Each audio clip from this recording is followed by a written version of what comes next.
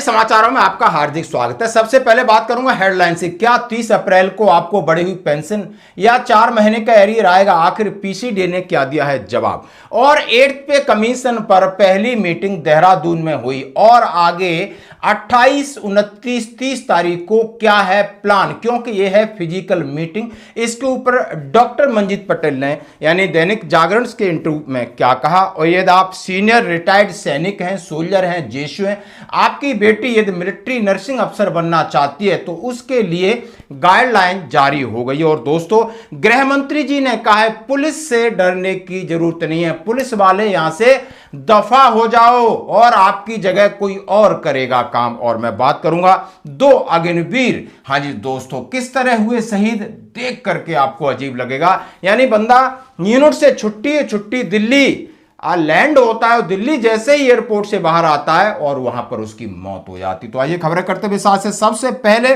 सभी को इस बात का इंतजार है कि पेंशन मैसेज आ गया है। पेंशन मैसेज हमारे 58 डीए के हिसाब से आया, ना ही उसमें बेसिक ना ही डीए बढ़ा है। अब माना कि डीआर का आदेश वो 24 अप्रैल को निकल गया है, जो कि मेमोरेंडम निकला है कि release of additional instalment of dearness relief central government pensioner और फैमिली पेंशनर के लिए, जो कि 1 जनवरी 2026 से रिवाइज्ड है, तो उसका एरियर भी मिलेगा। अब लोग इस बात का इंतजार कर रहे हैं, इसके लिए कोई एडिशनल आदेश की जरूरत नहीं है, फाइनल आदेश उन्होंने जारी कर दिया था।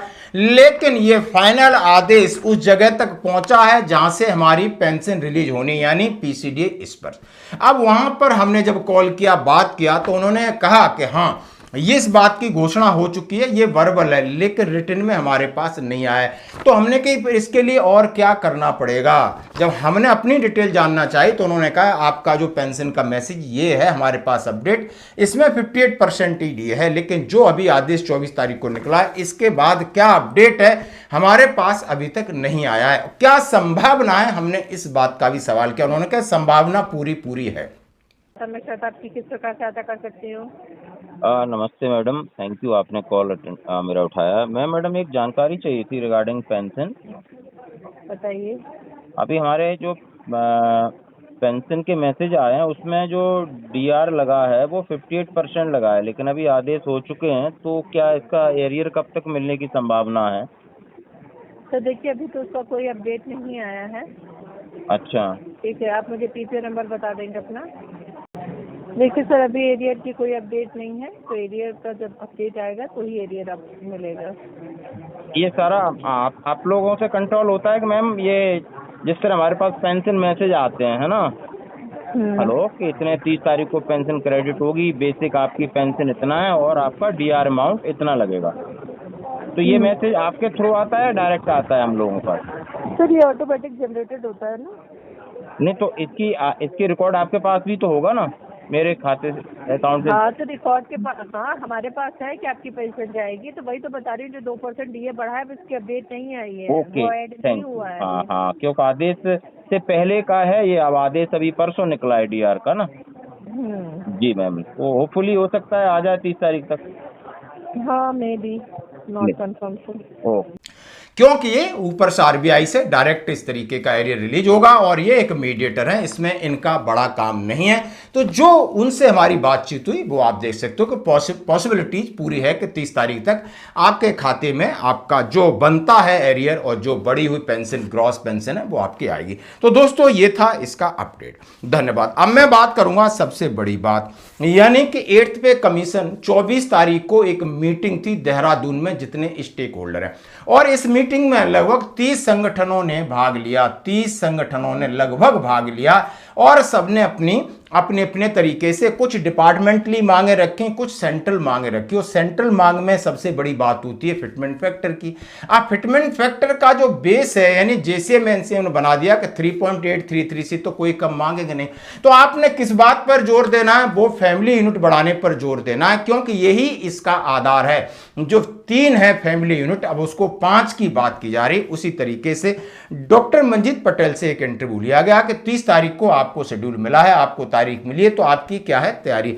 तो तैयारी में जैसा जैसा वो कह रहे हैं कि सबसे बड़ी हमारी तैयारी कि जैसा कि केंद्रीय कर्मचारियों को और सरकार के बीच एक खेल शुरू हो गया है। सरकार अब डीए 2% या 3% से ज़्यादा बढ़ाएगी नहीं। अब उन्होंने कहा है कोई भी व्यक्ति 18,000 जिसकी बेसिक पे है और उसको लगभग 2% डीए बढ़ता है तो आप समझो 360 रुपये महीना बढ़ रहा है, और इसके लिए भी हमें इतना इंतजार करना पड़ता है, चिट्ठियाँ लिखनी पड़ती हैं। अब हमारा मुद्दा है, हम सभी ने सलाह किया है कि 50% डीए को तत्काल प्रभाव से मर्ज किया जाए, इससे लगभग यानी कुछ राहत मिलेगी, क्योंकि जो डीए 60% अभी तक, ये लगभग आप समझ सकते तो 8 से 10% और बढ़ेगा, यानी 2028 तक ये सिलसिला चलता रहेगा।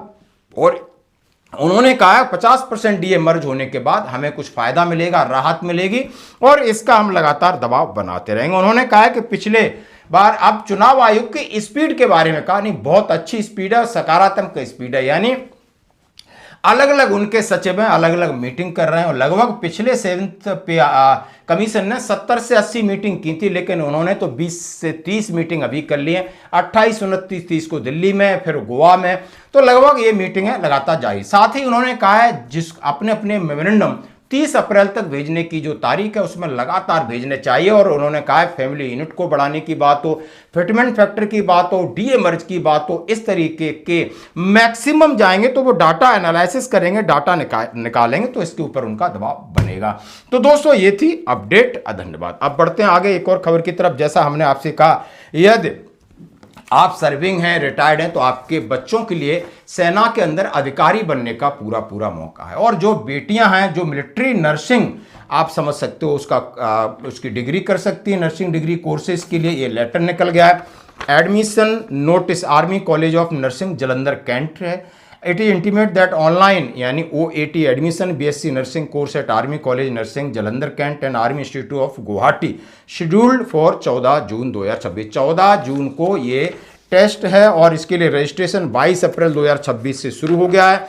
लास्ट डेट ऑफ रजिस्ट्रेशन 31 मई 2026 है और इसके अंदर रिजर्वेशन भी है, इसके कॉन्टैक्ट नंबर भी है। Number of seat 50। Qualification candidate must have 10+2 in the first attempt with physics, chemistry, biology and English with minimum 40% aggregate marks and 50th percentile online admission test. बहुत आसान उन्होंने क्राइटेरिया रखा है और ये हमारे पूर्व सैनिक हैं या सर्विंग सोल्जर हैं, आर्मी, एयरफोर्स, नेवी, उनके लिए बहुत अच्छी अपॉर्चुनिटी है। और जैसा हम सभी जानते हैं हमारे हॉस्पिटलों में मिलिट्री नर्सिंग अफसर बन के सेवाएं करती हैं, रैंक है उनका, तनख्वाह अच्छी है और सुविधाएं अच्छी हैं और सेवा भी आप कर सकते हो। धन्यवाद दोस्तों। अब बढ़ते हैं एक और बड़ी खबर की तरफ। हाँ, जहां यहाँ पर आप देख सकते हो हमारे देश के गृह मंत्री अमित शाह जी पश्चिम बंगाल में रैली कर रहे हैं। 29 तारीख को लास्ट फेज का मतदान है। उन्होंने कहा डरने की जरूरत नहीं है, मत डालने चाहिए, दिल्ली के गुंडों की चिंता मत करिए। चुनाव आयोग ने चप्पे चप्पे पर CRPF बिठाई और आज मैं बोलकर जाता हूं, चुनाव के बाद भाजपा सरकार आनी है, फिर भी 60 दिन तक ये CRPF यही रहने वाली है। डरने की जरूरत नहीं है, आपको TMC के गुंडे डराएंगे। इन्होंने कहा है हम उन्हें 5 तारीख के बाद जैसे इलेक्शन होंगे उसके बाद उल्टा टांग देंगे। पुलिस भाग जाइए, पुलिस से भी डरना नहीं है, पुलिस आपको धमका रही, क्योंकि ममता के गुंडों को मैं आज कह कर जाता हूं, कान खोल कर सुन लो। 29 तारीख को घर के बाहर कदम भी रखा तो 5 तारीख को उल्टा लटका कर सीधा करने का काम। बस रहने दो पुलिस। ओए, अरे ओ भाई, ए पुलिस, इसको वापस खींचो भाई। अरे तुम ओ बंगाल पुलिस जरा वापस जाओ।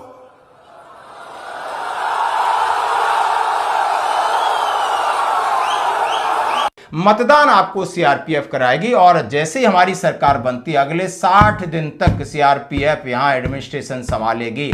तो यानी आप समझ सकते हो कि कितना भय है आम जनता में, यानी अपने वोट का अधिकार इस्तेमाल करने के लिए भी कहीं ना कहीं उनके मन में इतना खौफ है, डर है, कहीं ना कहीं पॉलिटिकल इन्फ्लुएंस का डर है, कहीं कहीं एडमिनिस्ट्रेशन पुलिस का डर है। तो ये है डेमोक्रेसी की परिभाषा जो कि आपको पश्चिम बंगाल में देखने को मिल जाएगी। अब मैं बात करूंगा संदीप जामरा। हाँ जी दोस्तों, जो लेह से छुट्टी आ रहे थे, मध्य प्रदेश धार के रहने वाले थे, आईएल में बैठे दिल्ली उतरे, दिल्ली के बाद जैसे ही एयरपोर्ट से बाहर निकले वेदर का कुछ फैक्टर रहा होगा और उन्हें चक्कर आ गया, गिर जाते हैं और इलाज जैसे ही देखा जाता है वहां उनकी मृत्यु हो जाती है। और ये अग्निवीर 2024 में हमारे भारतीय सेना का हिस्सा बना था, छुट्टी जा रहा था खुशी खुशी और लेकिन घर नहीं पहुंचा, दिल्ली में ही दम तोड़ दिया। और उसी तरीके से एक सोहिल चौहान और जो कि अरुणाचल प्रदेश में थे, 3 ग्रेनेडियर के थे, वहां बर्फीली तूफान यानी उन हवाओं के चपेट में आकर के ये भी बीमार होकर इनका भी निधन हो जाता है। बड़े दुख की बात है। तो दोस्तों आज की खबरों में इतना ही, बने रही हमारे साथ।